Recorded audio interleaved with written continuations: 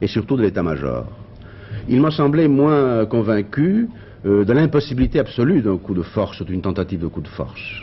Mais il était en tout cas très décidé à y faire face. Bien. Monsieur Semprin, pendant que nous parlions, viennent de nous arriver les premières images de la libération des députés espagnols qui étaient donc enfermés et retenus en otage dans le palais des Cortés depuis hier soir 18h20.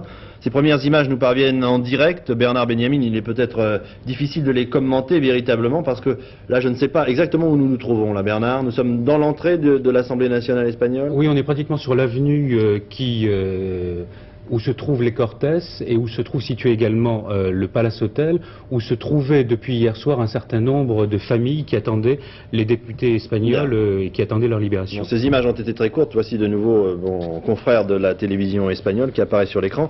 Je voudrais revenir à la question que je vous posais tout à l'heure, Monsieur Semprin. Est-ce que vous pensez que, je fais référence à une phrase dont nous avez parlé hier soir dans notre journal de 20h, est-ce que cette phrase est exacte? Est-ce que le roi vous a bien dit il est plus difficile de faire rentrer les militaires lorsqu'ils sont sortis de leur caserne que de les y maintenir? Oui, il a dit par rapport au Pays Basque et par rapport aux questions du terrorisme basque, qui est évidemment une question difficile en Espagne, il a exprimé très fortement l'idée que il a fait allusion au fait qu'on faisait pression sur lui pour que l'armée s'occupe de la répression directe du terrorisme. Il a dit non, je ne ferai jamais sortir l'armée contre le terrorisme basque parce que on ne sait jamais quand l'armée rentre dans les casernes une fois qu'elle en est sortie. Bon, mais Monsieur Semprin, vous lui avez tout de même parlé du problème basque, un problème qui est loin d'être réglé.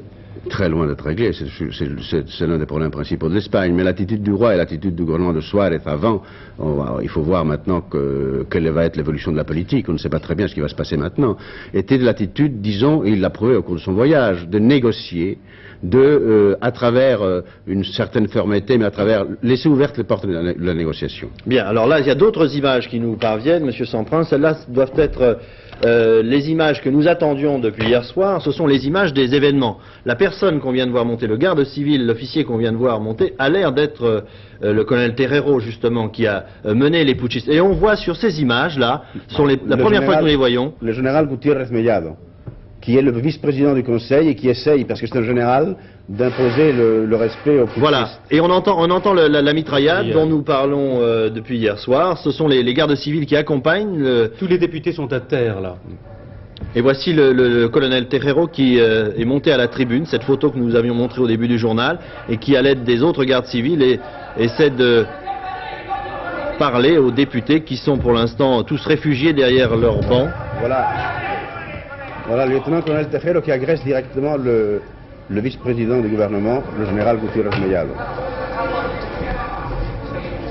Je pense que nous n'allons pas trop commenter ces images, je pense que nous avons suffisamment expliqué la situation et nous allons vivre ces images en même temps que vous, les regarder, car il y a un son qui est très important qui entoure ces images. Il n'y a pratiquement que les membres du gouvernement qui restent assis, alors que la plupart des députés sont retranchés derrière leur banc.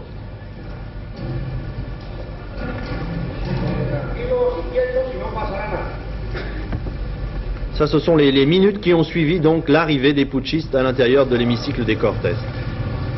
Ce sont ces premières minutes que vous revivez, ce sont les premières images qui nous parviennent, que nous n'avions jamais vues jusqu'à présent.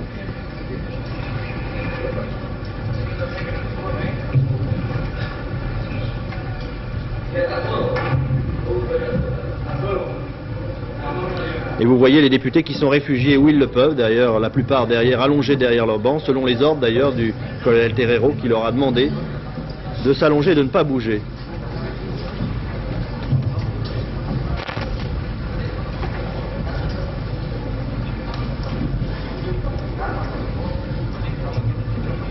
Et vous voyez les gardes civils qui maintiennent l'ordre dans l'hémicycle. Cela se passait donc hier soir vers 18h30, quelques secondes, quelques minutes à peine après l'entrée des putschistes à l'intérieur du palais de l'Assemblée nationale espagnole. Je crois qu'il faut répéter qu'à ce moment-là, la plupart des gardes civils qui ont participé à cette prise des Cortés ne savaient pas exactement ce qu'ils allaient faire.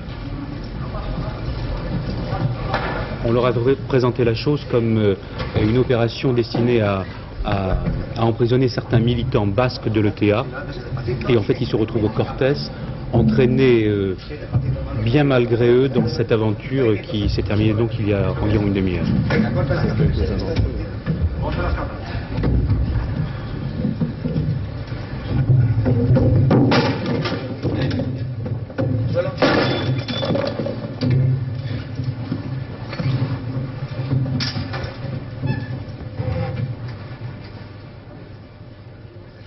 images impressionnantes véritablement et qui montrent bien que, comme nous disions tout à l'heure, cette affaire était très sérieuse, car dans des moments comme cela, on ne sait pas exactement quelle sera et quelle pourrait être la réaction d'un certain nombre de personnes qui se trouvent à l'intérieur de l'Assemblée nationale, et on ne sait pas non plus quelle pourrait être la réaction de ces militaires qui sont entrés, armes à la main, à l'intérieur des cortèges.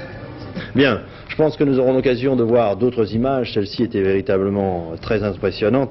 Georges Semprin, c'est presque aux scénaristes et aux romanciers que je m'adresse. On a l'impression d'un véritable film. C'est un film, oui, c'est un film ou un chapitre de roman, oui, en effet. Mais je crois que ça montre bien à quel point ce groupe se considère comme la détermination de cette action, prouve à quel point ce groupe se considère comme le fer de lance d'une possible conspiration beaucoup plus. Imaginons qu'il n'y ait pas un seul capitaine général, comme celui de Valence, mais plusieurs, qui aient à ce moment-là décrété l'état d'exception et interdit tous les partis politiques. Le coup d'État réussi. Donc vraiment, nous avons été au bord même d'une propagation du coup d'État militaire. Bien, Georges Semprin.